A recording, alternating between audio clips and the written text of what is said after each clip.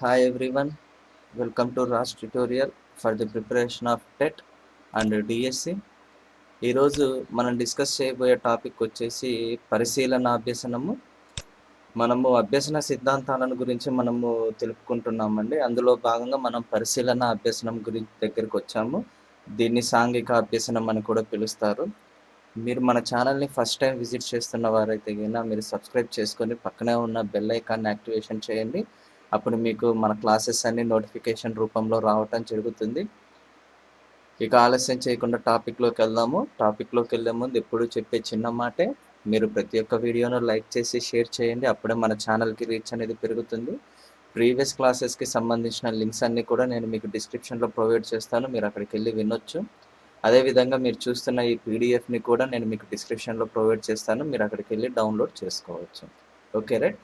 ఇప్పుడు మనం చూసినట్లయితే పరిశీలన అభ్యసనము, ఇందులో మనం గమనించినట్లయితే రెండు పదాలు ఉన్నాయమ్మా. తెలుగు సందుల ప్రకారం మనం చెప్పుకోవాలంటే పరిశీలన ప్లస్ అభ్యసనము అంటే ఏంటి? పరిశీలిస్తూ అభ్యసనం జరగడము అంటే మీకు ఇక్కడ పేరులోనే ఉందమ్మా. అంటే ఏదైనా వ్యక్తి పరిశీలనను, ఏదైనా వ్యక్తి ప్రవర్తనను కావచ్చు, వారి యొక్క నడవడికను కావచ్చు, వారి యొక్క అంతర ప్రవర్తనను కావచ్చు, బాహ్య ప్రవర్తనను కావచ్చు, వారి యొక్క మూర్తిమత్వం కావచ్చు, వాటన్నిటిని పరిశీలిస్తూ ఇంకొక వ్యక్తి ఆ వ్యక్తి ఏ విధంగా అయితే నడుచుకున్నాడో ఆ రకంగా నడుచుకునేదానికి ప్రయత్నం చేయడం. అంటే అభ్యాసనం అనేది ఆ యొక్క వ్యక్తికి తగినట్లుగా చూసుకోవడం. దాన్ని ఏమంటారంటే పరిశీలన అభ్యసనం అంటారమ్మా. మనం గమనించినట్లయితే మనము స్కూల్లో మనం చూసినప్పుడు పిల్లవాళ్ళు ఒక ఒక ఉపాధ్యాయుడిని రోల్ మోడల్గా తీసుకోవడం మనం గమనిస్తూ ఉంటాము. ఆ ఉపాధ్యాయుని యొక్క నడకను పిల్లవాడు కూడా అదే విధంగా నడుస్తూ ఉంటాడు. ఆ ఉపాధ్యాయుడిని ఇమిటేట్ చేయటము, ఆ ఉపాధ్యాయుడు ఏ రకంగా బోధిస్తున్నాడో ఆ రకంగా ఆ యొక్క పిల్లవాడు బోధించడము, అవన్నీ ఎలా జరుగుతున్నాయి అంటే ఆ యొక్క పిల్లవాడు ఆ యొక్క ఉపాధ్యాయుని నిశితంగా పరిశీలించాడు. ఆ పరిశీలన ద్వారా అక్కడ అభ్యసనం జరగడం అనేది జరిగింది. దాన్ని పరిశీలన అభ్యసనం అని అంటారమ్మా. ఇప్పుడు మనం చూసుకున్నట్లయితే మిల్లర్ అండ్ డొలార్డ్ ఈ ఇరువురు కూడా 1940వ సంవత్సరంలో ఈ యొక్క సాంఘిక అభ్యసన సిద్ధాంతాన్ని ప్రవేశపెట్టడం అనేది జరిగిందమ్మా. ఎవరు ప్రవేశపెట్టారు అంటే మిల్లర్ అండ్ డొలార్డ్. వీరిరువురు కూడా సాంఘిక అభ్యసన సిద్ధాంతాన్ని ప్రవేశపెట్టడం అనేది జరిగింది. పరిశీలన అభ్యసనాన్నే సాంఘిక అభ్యసన సిద్ధాంతం అని కూడా అంటారమ్మా. ఎందుకంటారంటే పరిసరాల్లో ఈ యొక్క పిల్లవాడు ఏం చేస్తున్నాడు అంటే పరిసరాల్లో ఉన్న ఆ యొక్క విధి విధానాలన్నీ కూడా గమనిస్తున్నాడు, పరిశీలిస్తున్నాడు. అందుకని ఏంటంటే సమాజంలో ఉన్న పరిస్థితులన్నీ గమనిస్తున్నాడు కాబట్టి దాన్ని సాంఘిక అభ్యసన సిద్ధాంతంగా పేర్కొనటం అనేది జరిగింది. అంటే ఈ మిల్లర్ అండ్ డొలార్డ్ వీరిరువురి ప్రకారము ఇతరు ఏం చెప్పారు అంటే వీరి ప్రకారము అవిలషణీయమైన ప్రవర్తనను పొందటానికి నిబంధన సిద్ధాంతంలో లాగా వారి ప్రవర్తనను పునర్బలనం చేయవలసిన అవసరం లేదు.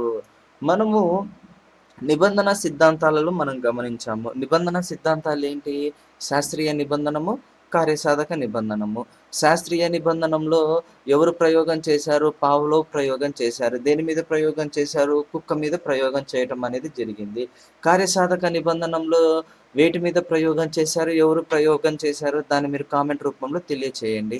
ఆ రెండు సిద్ధాంతాలలో కూడా మనం గమనించినప్పుడు పునర్భరణానికి ఎక్కువ ప్రాముఖ్యత ఇవ్వటం అనేది జరిగింది. మరి ఇక్కడికి వచ్చేసరికి వీరు ఏం చెప్తున్నారంటే అభిలషణీయమైన ప్రవర్తనను పొందటానికి, అంటే అభినందనీయమైన ప్రవర్తనను, వారి యొక్క ప్రవర్తనను అభినందించడానికి ఆ సిద్ధాంతాలలో మాదిరిగా ఇక్కడ పునర్బలనం చేయాల్సిన అవసరం లేదు. ఇక్కడ ఇతరులను పునర్బలనం చేసినప్పుడు ఆటోమేటిక్గా అలాంటి ప్రవర్తనను ఈ యొక్క పిల్లవాడు పొందుతాడు అని ఇక్కడ తెలపడం అనేది జరిగింది. అంటే ఇక్కడ ఆ యొక్క పిల్లవాడికి మనం పునర్బలనం చేయవలసిన పని లేదు. ఆ పిల్లవాడు ఏ వ్యక్తినైతే రోల్ మోడల్గా తీసుకున్నారో ఆ వ్యక్తి యొక్క ప్రవర్తనను, ఆ వ్యక్తిని మనము పునర్బలనం చేసినప్పుడు ఈ యొక్క పిల్లవాడు కూడా ఆటోమేటిక్గా ఆ పునర్బలనం చెంది ఆ యొక్క ప్రవర్తనను పెంపొందించుకుంటాడు అని వీరు తెలపడం అనేది జరిగిందమ్మా.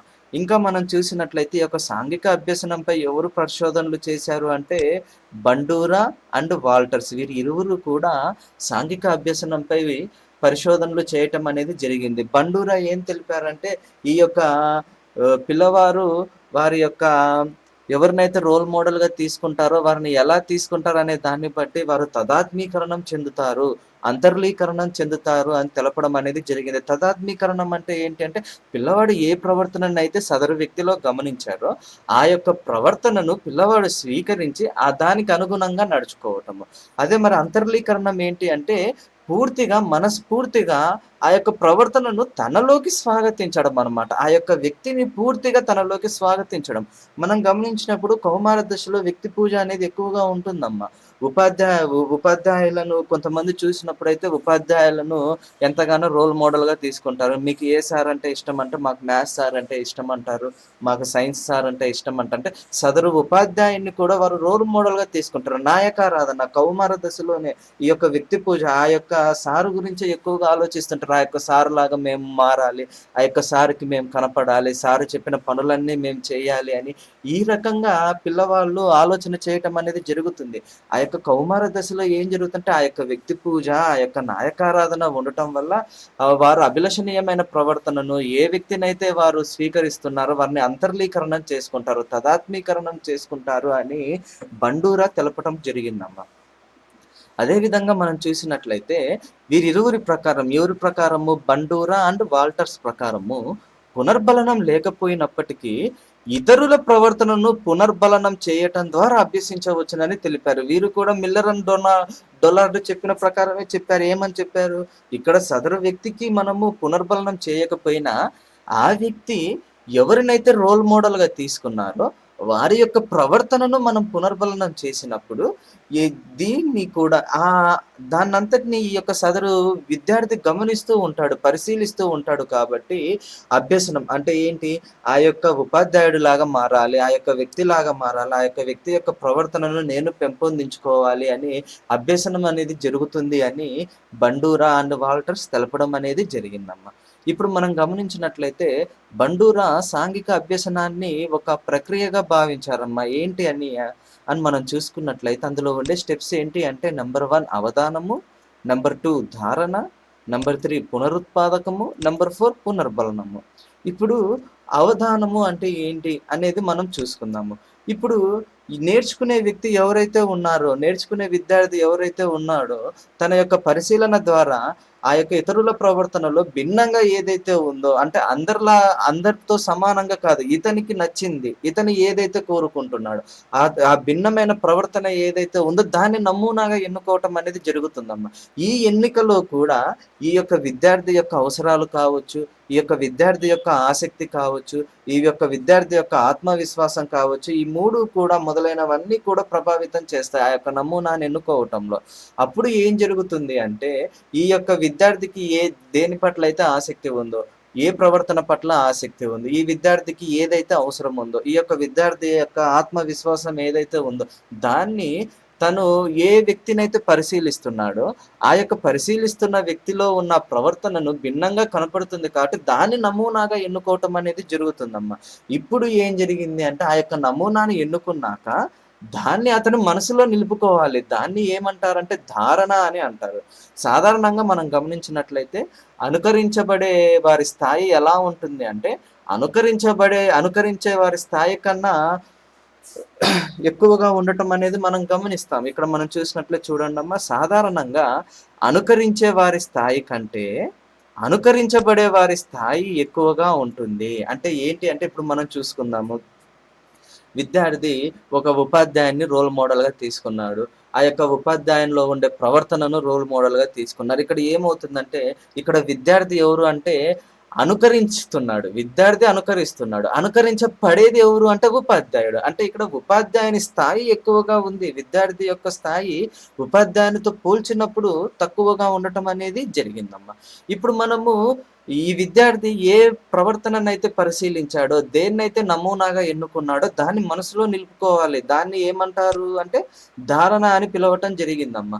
ఒక్కొక్కసారి ఈ విద్యార్థి ఏ ప్రవర్తననైతే పరిశీలించాడో దాన్ని వెంటనే చూపించడం సాధ్యం కాదు. వెంటనే అనుకరించలేడు.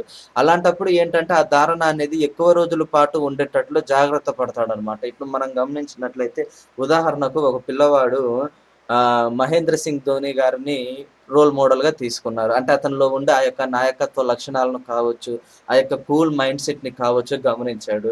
ఈ యొక్క 10వ తరగతి చదువుతున్న ఆ విద్యార్థి కూడా కూల్‌గా ఉండాలి అని నిర్ణయం తీసుకొనుంటాడు. నాకు ఎంఎస్‌డి యొక్క కెప్టెన్సీలో ఎంత కఠిన పరిస్థితుల్లో ఉన్నా కూడా కూల్‌గా ఉంటాడు. నేనలా ఉండాలి అని ఆ యొక్క ప్రవర్తనను ఈ యొక్క 10వ తరగతి విద్యార్థి తీసుకోవటం అనేది జరిగిందమ్మా. కానీ వెంటనే దాన్ని అనుకరించగలడా?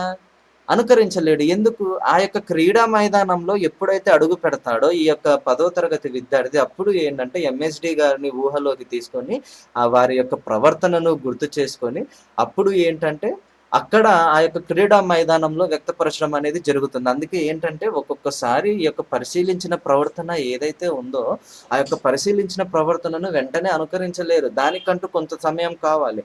అప్పటి వరకు కూడా ధారణలో నిలవ ఉండటానికి, ఎక్కువ రోజులు ఉండటానికి ఆ యొక్క పిల్లవాడు జాగ్రత్త పడతాడు అని ఇక్కడ తెలపడం అనేది జరుగుతుందమ్మా. మూడోది మనం చూసినట్లయితే పునరుత్పాదకము.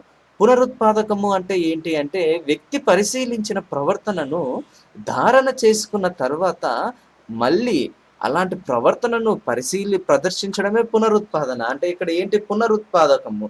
అంటే ఇక్కడ మనం గమనించినట్లయితే పరిశీలిస్తున్న వ్యక్తి ఎవరైతే ఉన్నారో పరిశీలించిన దానిని ప్రదర్శిస్తున్నాడు. సింపుల్ అంతేనమ్మా. ఇంక అంతకు మించి ఏం లేదు. వ్యక్తి ఏ ప్రవర్తననైతే పరిశీలించాడో దాన్ని ఒక నమూనాను ఎన్నుకున్నాడు కదా! దాన్నేమంటారు? అవధానం అంటారు. ఎన్నుకున్న నమూనాని మనసులో నిలుపుకున్నాడు కదా! దాన్నేమంటారు? ధారణ అంటారు. ఈ ధారణ చేసుకున్న తర్వాత ఆ యొక్క ప్రవర్తనను ప్రదర్శిస్తున్నాడు. దాన్నేమంటారంటే పునరుత్పాదకము అని పిలవటం అనేది జరుగుతుంది. నెక్స్ట్ అమ్మ ఫోర్తొచ్చేసి పునర్బలనం. అంటే ఏంటంటే స్కిన్నర్ లాగా బండూరా కూడా పునర్బలనం యొక్క విలువను గుర్తించాడు. మనము గమనించాం గదా! పునర్బలనం ఇక్కడ పరిశీలిస్తున్న వ్యక్తికి చేయకపోయినా పర్లేదు. పరిశీలింపబడే వ్యక్తి యొక్క ప్రవర్తనను పునర్బలనం చేసినా కూడా అభ్యసనం జరుగుతుంది అని మనం పైన తెలుసుకున్నామమ్మ. ఇప్పుడు ఆ పునర్బలనాలు ఎన్ని రకాలంటే ప్రత్యక్ష పునర్బలనం. అంటే ఏంటంటే బహుమతి ఇవ్వటము, లేకపోతే దండన విధిస్తారేమో ఇలాంటివన్నీ వాటి ద్వారా కూడా పునర్బలనం పొంది అభిలషణీయమైన ప్రవర్తనను అలవరుచుకుంటారమ్మా. అదే విధంగా పరోక్ష పునర్బలనం అంటే ఏంటంటే పరిశీలించబడిన వ్యక్తి లాంటి పునర్బలనాన్ని పొందాలనుకోవడం. ఇందాకే చెప్పాను కదా! పరిశీలించబడుతున్న వ్యక్తి ఎవరైతే ఉన్నారో వారి యొక్క ప్రవర్తనను పునర్బలనం చేసినప్పుడు కూడా అభ్యసనము జరుగుతుంది. నెక్స్ట్ అదే విధంగా ఏంటంటే స్వీయ పునర్బలనం అంటే ఏంటంటే తను ఏర్పాటు చేసుకున్న ప్రమాణాలను పొంది సంతృప్తి చెందడము. అంటే స్వీయ పునర్బలనం సెల్ఫ్ మోటివేషన్ అంటారు దీన్ని. అంటే తనకు తానుగా ఏంటి అంటే ఇక్కడ సంతృప్తి పరచబడడం, పునర్బలనం చేసి సంతృప్తి పరచబడటం అమ్మ. నెక్స్ట్ మనం చూసినట్లయితే విద్యా ప్రాముఖ్యత అమ్మ ఏంటి అని మనం గమనించినట్లయితే వ్యక్తి ఇతరుల ప్రవర్తనను పరిశీలించి అనేక విషయాలను నేర్చుకుంటాడు. ఇక్కడ మనం పైనుంచి తెలుసుకుంది అదే కదమ్మా. ఏం తెలుసుకున్నాము? వేరే వ్యక్తి యొక్క ప్రవర్తనను అభిలషణీయమైన ప్రవర్తనను పరిశీలిస్తూ ఉంటాడు. అదే ఇక్కడ ఇచ్చారు. విద్యార్థి ఏం చేస్తాడంటే ఇతరుల ప్రవర్తనను పరిశీలించి అనేక విషయాలను నేర్చుకోవడము. కాబట్టి ఏంటంటే ఉపాధ్యాయులు గాని, తల్లిదండ్రులు కానీ స్ఫూర్తి కలిగించే ప్రవర్తనను పొంది ఉండాలి. ఎందుకంటే ఈ యొక్క విద్యార్థులు ఎక్కువగా ఏంటి అంటే ఎక్కువగా కుటుంబంతో కూడా కాదమ్మా. రోజులో ఎక్కువ సమయము బడిలోనే గడుపుతుంటారు. అంటే ఉపాధ్యాయులు ఎంత రోల్ మోడల్‌గా విద్యార్థులకు ఉండాలో మీ యొక్క మనసుకు వదిలేస్తున్నాను ఆలోచన చేయండి. అంటే విద్యార్థులు ఎక్కువ కాలం ఎవరితో గడుపుతున్నారు? ఉపాధ్యాయులతోటే గడుపుతున్నారు. అలాంటి మన ప్రవర్తన ఎలా ఉండాలి? దాన్ని బట్టే విద్యార్థి యొక్క ప్రవర్తనను మనం అంచనా వేయవచ్చు. విద్యార్థి మన యొక్క ప్రవర్తనను నిశితంగా పరిశీలిస్తారు. ఇప్పుడు మనము గమనించినట్లయితే కొన్ని స్కూల్స్‌లో మనం గమనిస్తూ ఉంటామమ్మా. ప్రైవేట్ స్కూల్స్‌లో సైన్స్ సార్ మీద మ్యాథ్స్ సార్ పడకపోవడము, మ్యాథ్స్ సార్ మీద సైన్స్ సార్ ఇలా ఈ రకమైన ప్రవర్తనను పిల్లవాళ్ళు అధ్యయనం చేస్తున్నప్పుడు, పరిశీలిస్తున్నప్పుడు ఏమవుతుందంటే సదరు ఆ సార్ మీద కూడా ఈ యొక్క పిల్లవాడికి మంచి ఇంప్రెషన్ రాకుండా ఉంటుంది. అది చాలా తప్పమ్మా. అందుకని ఏంటి అంటే ఉపాధ్యాయులు ఎప్పుడు చూసినా కూడా తోటి ఉపాధ్యాయులను గౌరవించాలి. సదరు ఉపాధ్యాయుడు కూడా గౌరవింపబడాలి. దాన్ని విద్యార్థి గమనిస్తూ ఉంటాడు. తద్వారా ఏంటంటే ఆ యొక్క విద్యార్థి కూడా తోటి విద్యార్థులను గౌరవిస్తూ ఉంటాడు. తను కూడా గౌరవింపబడతాడు. అందుకే ఏంటంటే ఎ ఎక్కువ శాతం విద్యార్థులు బడిలోనే ఎక్కువ ఉంటారు కాబట్టి ఆ యొక్క ఉపాధ్యాయులు ఏంటంటే మంచి ప్రవర్తనను కలిగి ఉండాలి. ఆ యొక్క ప్రవర్తనను పిల్లవాళ్ళు గమనిస్తూ ఉంటారు.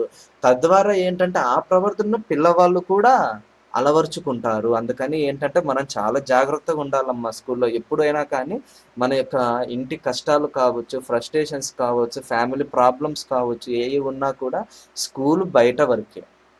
ఎప్పుడైతే మీరు స్కూల్ లోపల అడుగు పెడతారో మీకున్న సమస్త ఈ యొక్క ఆలోచనలన్నీ కూడా వదిలేసేయాలి. మీకు స్కూలుకొస్తున్నారంటే పాఠము, అదే విధంగా పిల్లవాడు అంతే ఇంగ. మన కష్టాలను తీసుకొచ్చి, మన యొక్క సమస్యలను తీసుకొచ్చి తరగతి గదిలో మనము బయట పెట్టినప్పుడు, ఆ యొక్క ముఖ రూపంలో, ముఖ చిత్రంలో అంత బయటపడ్డప్పుడు అది తప్పమ్మా. అది మంచి పద్ధతి గూడా కాదు. పిల్లవాడి మీద అది ఎంతో ప్రభావం చూపిస్తుంది. నేటి బాలురే రేపటి పౌరులమ్మ.